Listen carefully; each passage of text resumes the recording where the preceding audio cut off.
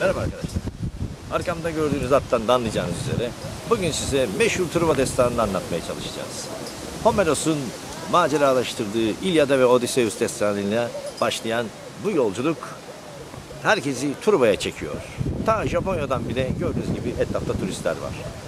Nedir bu Truva'yı Truva yapan efsane ya da gerçekler? Bugün onları olay yerini inceleyerek size anlatmaya çalışacağız. İşte Truva.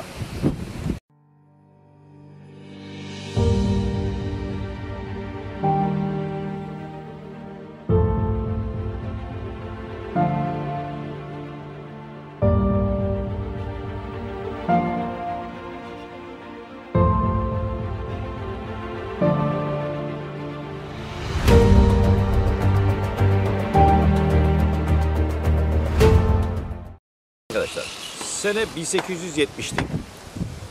Eskiden bir tüccar olan Henry Schliemann bu destanda çocukken çok etkilenmişti. Hayali bu, bütün burada gelip bu Truva'yı bulmak ve bulunamayan definesini, hazinesini çıkarabilmekti. Bu yüzden karısını boşadı. Yunanca bilen bir bayanla evlendi. Buraya geldi. Eskihisarlık denen bu tepede bir höyük vardı. Daha sonra Osmanlı hükümetinden izin alarak buraları kazmaya başladı. Fakat bu kazı maalesef profesyonel bir kazı değildi. Bugün mimarlarla o zaman da sadece höyüğü bir yarma şeklinde ortadan kuzeyden güneye doğru ikiye doğru yararak çok büyük bir açma yaptı. Bu açma sonucunda höyüğün üst tabakası tamamen maalesef yok oldu. Roma dönemi, onun altına Bizans dönemi maalesef bugün görülmemektedir. Şu an gördüğümüz yer höyüğün üst kısmı ve sur duvarlarıdır. 6. tabakaya ait. Duvarların giriş kısmını görüyoruz arkadaşlar. Şimdi yolumuza devam edeceğiz. Nearly 3,000 years ago, the passion for one woman ignited the greatest battle ever fought, for love. I want her back. Will you go to war with me, brother? We're sending the largest fleet that ever sailed. We need the greatest warrior. Achilles Can't be controlled. Be careful, King of Kings. First, you need the victory. I won't ask you to fight my war. You already have. No son of Troy will ever submit to a foreign ruler. Then every son of Troy shall die. We will be together in this world or the next. Immortality! My time is done. I will look down on your corpse and smile.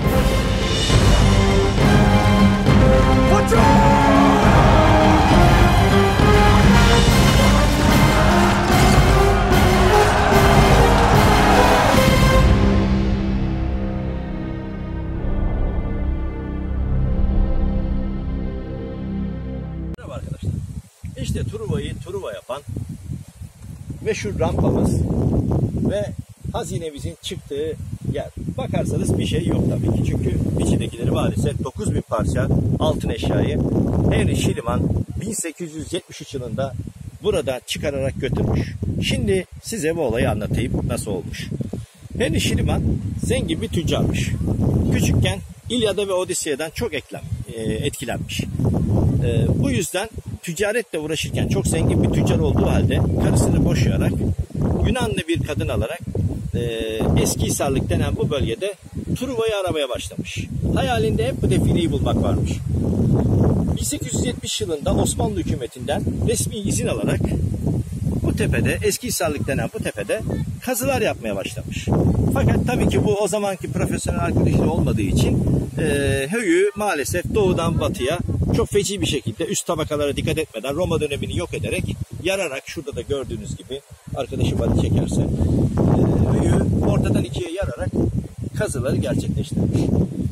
Kendi anlatımına göre, benim de Fransız kitabından tercüme ettiğime göre 1873 yılının yağmurlu bir Ramazan günü şuradaki rampanın altında sur duvarını kazarlarken bir arka tarafta bir altın parlaması gördüğünü anlatıyor. Ve diyor ki ben o altını çektiğim sırada sur duvarı da üzerime yıkılabilirdi diyor. Daha sonra bizim Ramazan olduğu için tabii bekçiler oluştu. Hemen onlara fark ettirmeden izin veriyor ve onları gönderiyor. Daha sonra buradan defineyi çıkarıyor. Alıp buradaki yerel Rumlarla beraber sandıklayarak bunları Midilli Adası'na, oradan Yunanistan'a kaçırıyor. Toplamda 9.000 parça altın eşyadan bahsediyoruz.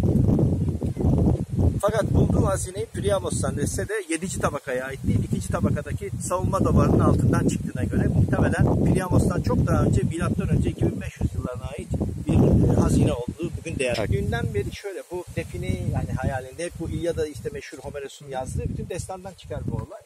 Onu bulmak için adam yani kendini alıyor ve ticareti bırakıyor. Çok zengin bir tüccar esasında. Karısını boşuyor. Yunanca bilen bir kadınla evleniyor. Sırf şu tercümeleri yapabilmek için. Kitaptaki yazıları tercüme etsin diye. Ondan sonra... Merhaba arkadaşlar. Şu anda hazineyi anlattıktan sonra geldik Höyük'ün Alevion'la dolan kısmına. Yani bir zamanlar şu gördüğünüz aşağıdaki kısım tamamen denizdi. Truvalıların en büyük geliri de bu denizden kaynaklanıyordu. Nasıl bir şekilde? Burada çeşitli kanallar olduğu söyleniyor. Yeni yapılan araştırmalarla bu ovanın altında esasında çok büyük bir şehrin yerleşmesi olduğu iddia edilmektedir. Bu kanallardan gemilerin çeşitli vasıtalarla çekilerek Çanakkale Boğazı'nın, özellikle çok rüzgarlı ve akıntılı olan Çanakkale Boğazı'nın giriş kısmından içeriye doğru buradan Kara Menderes Nehri kullanılarak geçirildiği iddia edilmektedir. Karşı tarafta meşhur Truva Yeri tabakasının yok edildiği milattan önce 1184 Savaşı'na ait sahil kesimini görüyoruz. Arkadaşım Ali şöyle bir zoomlarsa karşıda gördüğünüz gibi deniz kıyısı ve gemileri rahatlıkla görebilirsiniz. İşte Truva'nın sahil kesimi. Şuradaki tepeyi arkadaşım zoomlarsa bakın şu uzakta. Evet Ali onu büyütelim arkadaşım. İşte burası meşhur savaşta biliyorsunuz yarı ölümsüz olduğu iddia edilen ve sadece Aşil tendonundan ancak vurularak öldürülebileceği söylenen Akalı savaşçı Aşil'in mezarının olduğu tümülüs. Bu tümülüs tarihte de Aşil tümülüsü diye geçiyor. Akalı denizcilerinde buradan karaya çıktığı iddia edilmektedir.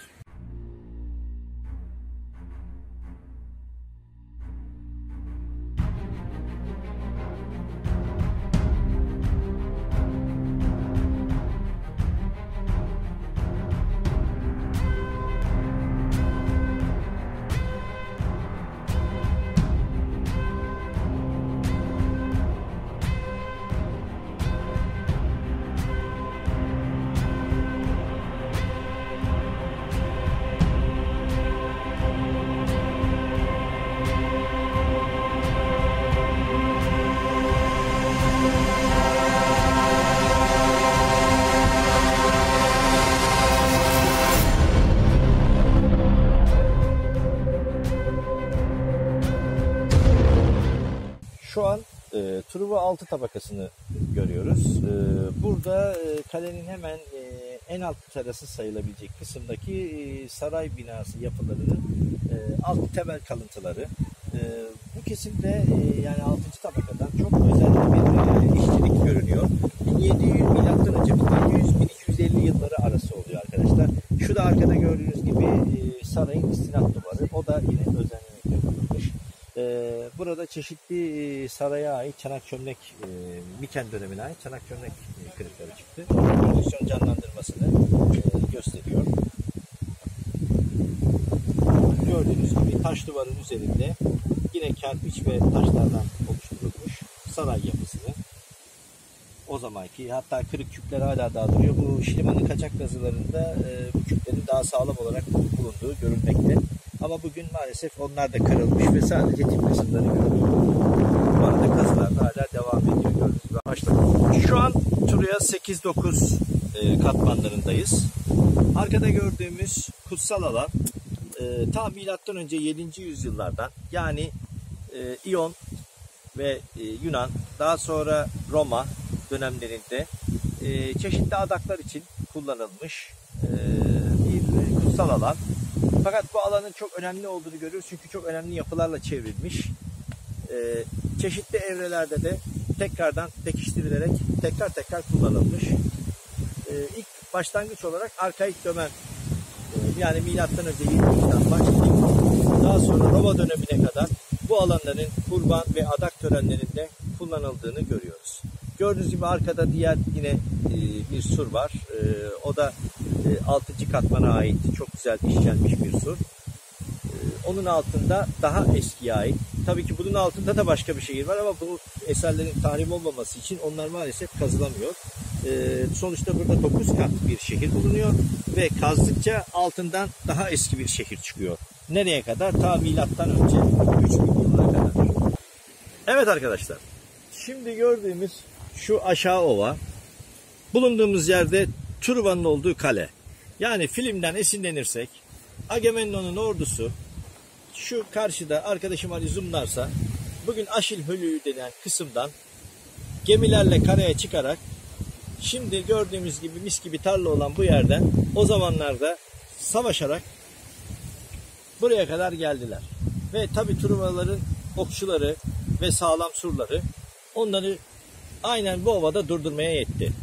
Bunun üzerine çaresiz kalan Yunanlılar Odysseus tarafından, Truvalılar tarafından kutsal sayılan tahta at kullanılarak bir tahta at yapıldı. Ve bunun içerisine askerler saklanarak bu tahta at sahilde bırakıldı.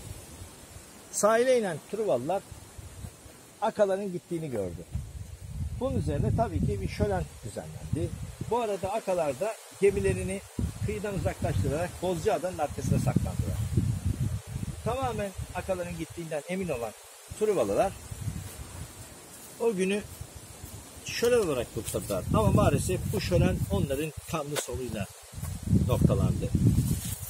Atın içinden çıkan Aka savaşçıları zaten geri sarmış olan Truvalı muhafızları etkisiz hale getirerek ana kapıları açtılar.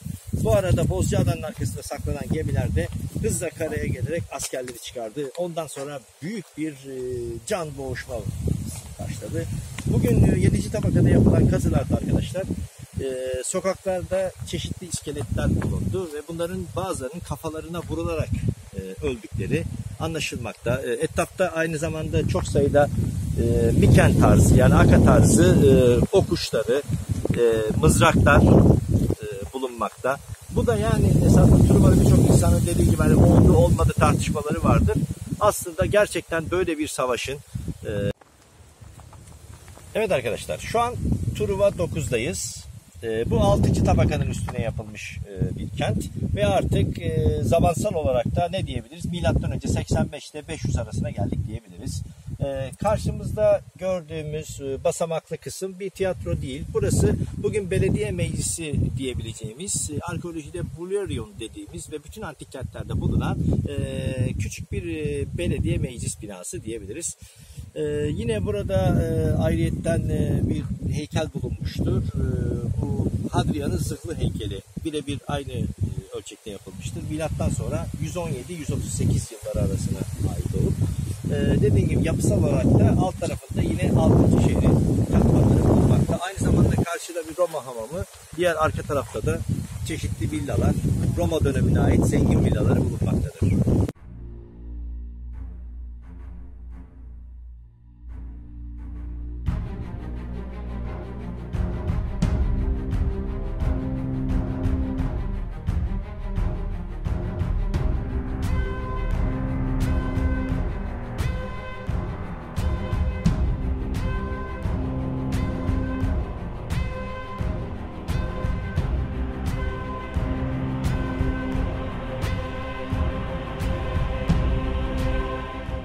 ...1995 yılında burada yapılan kazılarda Truva altının hemen yan tabakası 7 ile 6 arası diyebileceğimiz buradaki evlerin tabanında bir mühür bulundu. Bu mühür esasında Truva kazılarında bulunmuş en önemli yazılı kaynaklardan bir tanesiydi. Sebebi de bu mühürün Hattuşa dilinde Hititçe yazılmış olması ve mühürde Truva'dan bahsetmesiydi. Hatta burada çalışan kişinin, yani o mührü kullanan kişinin yaptığı işiyle ve ayrıca kendisine şans dileyen bir temenninin de bulunduğu 3 hece ile yazılan bir mühür çıkmıştı. O nedenle burası çok önemlidir. Şu an Truva altı tabakasına ait. Bu sefer de güney kapısındayız arkadaşlar. Az evvel batı kapısını görmüştük. Şehrin gene güney tarafına baktığı için haliyle adından anlaşılacağı üzere güney kapısı denilen ve bugüne kadar hala daha görüldüğü gibi taşları korunabilmiş ve kazıların da devam ettiği bir alanı şu anda görüyoruz. Arkeologlar herhalde sıcak olduğu için az evvel ayrılmışlar. Gördüğünüz gibi kazılar yaklaşık 218 yıl sonra yine devam ediyor. Truva kazdıkça gizemlerini bize sunuyor.